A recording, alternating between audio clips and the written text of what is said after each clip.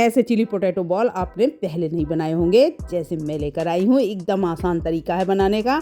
एक बार आप जिसे भी खिला देंगे दोबारा वो सारे चीज़ें खाना भूल जाएगा। यही बॉल बनाने के लिए आपसे बार बार कहेगा। हेलो दोस्तों, मेरे चैनल में आप सभी का बहुत बहुत स्वागत है।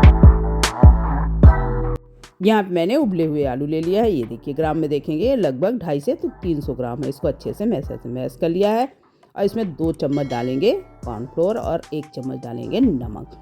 इसमें कोई भी मसाला नहीं डालना है, सिर्फ नमक और ये डाला है मैंने कॉर्नफ्लोर, और साथ ही 1 चम्मच तेल ऊपर से डाल देंगे ताकि ये एकदम सूखे नहीं। और देखिए, एकदम बढ़िया से ये बॉल आसानी से बन के तैयार हो जाते हैं। एक जाली ले लेंगे, इसमें लगाएंगे हल्का सा तेल, ये देखिए, ताकि हमारे बॉल चिपके नहीं। इनको डालेंगे जाली में।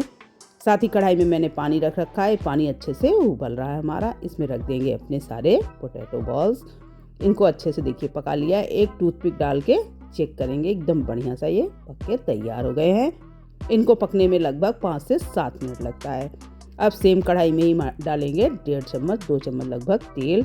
इसमें डाल दिया अदरक लहसुन कद्दूकस किया हुआ, साथ ही मीडियम साइज का एक प्याज। अब इसमें डालेंगे आधा चम्मच चिली सॉस और आधा चम्मच ही टोमेटो केचप। साथ ही डालेंगे सोया सॉस 1 चम्मच, जिससे इसका कलर एकदम बढ़िया आएगा। और इसको अच्छे से मिक्स करेंगे। साथ ही आधा चम्मच डाल दिया इसमें नमक, डाल देंगे स्वादानुसार।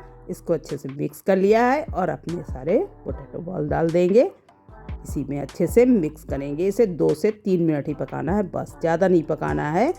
ये 2 मिनट में ही सारे सॉस अच्छे से बॉल में लग जाते हैं। ये देखिए, ऊपर से डालेंगे हरा प्याज, जिससे ये देखने में बढ़िया लगे, और इसको प्याज के साथ मिक्स करेंगे।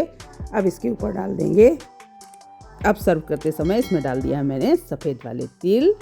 अगर मेरी वीडियो पसंद आए तो स्क्रीन में और वीडियो आ रहे हैं, उन्हें भी क्लिक करके ज़रूर देखें। थैंक यू दोस्तों।